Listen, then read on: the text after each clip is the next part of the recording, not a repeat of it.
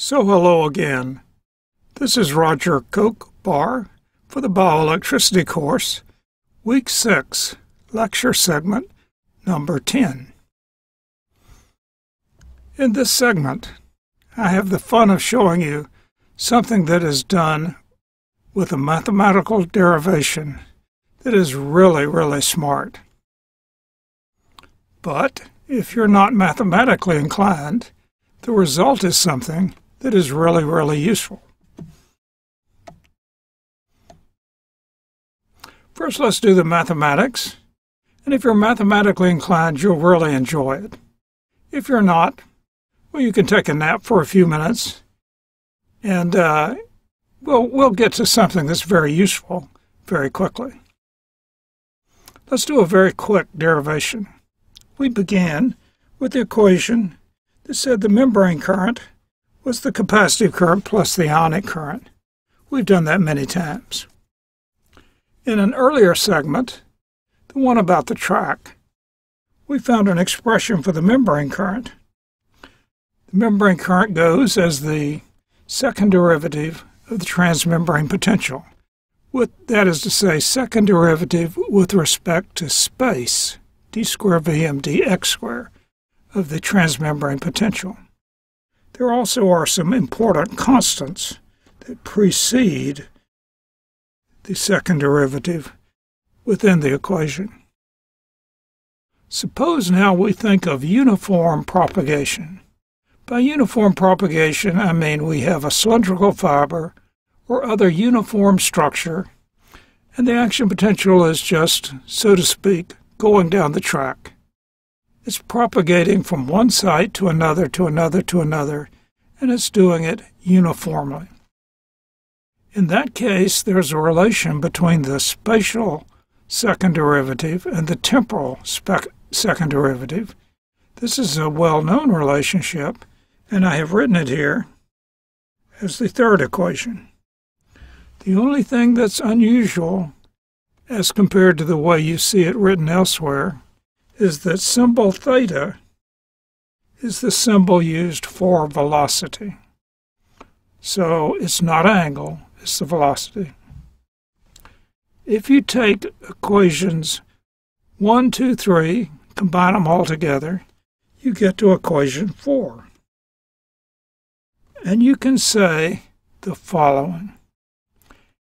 Equation 4 is the differential equation that has to be satisfied by the action potential. That is, each and every point along the action potential has to obey this equation. So let's suppose that we have an action potential, so obviously it is the solution to this equation. For what other circumstances would that very same action potential also be a solution? And the answer has to do with these constants. Any combination of parameters that doesn't change the values of these constants is going to have the same action potential as their solution. So if we want to, we can say, let's define a constant, K, equal to A over 2 Ri theta squared. That leads us to the following very important result. If we turn this equation around, this one, take that one and turn it around, we say the very same action potential will remain the solution so long as this relationship applies. We're putting that a little bit differently. If the relationship between A and theta follows this equation, the same action potential will be the solution. Well, think about that. The tissue wants to produce an action potential. So what the tissue will do is it'll keep the relationship between the velocity and the diameter, what is shown right here. The velocity will go as the square root of the diameter under most circumstances, because under most circumstances, I will not change.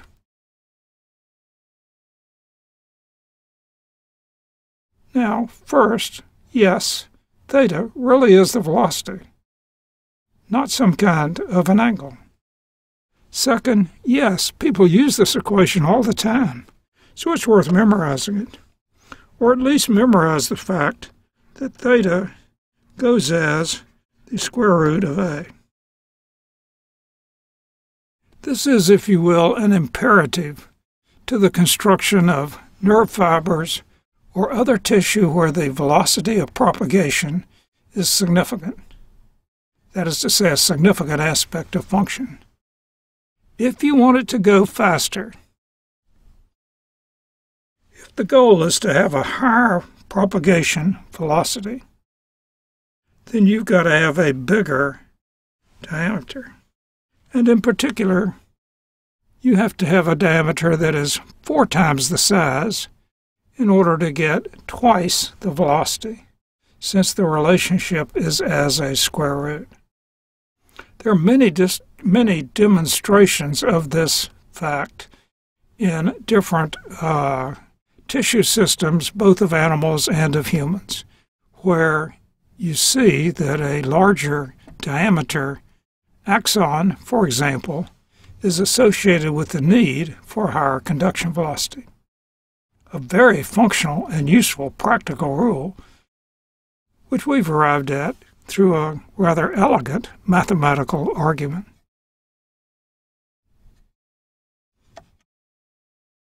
Thank you for watching this segment, and we'll see you again soon.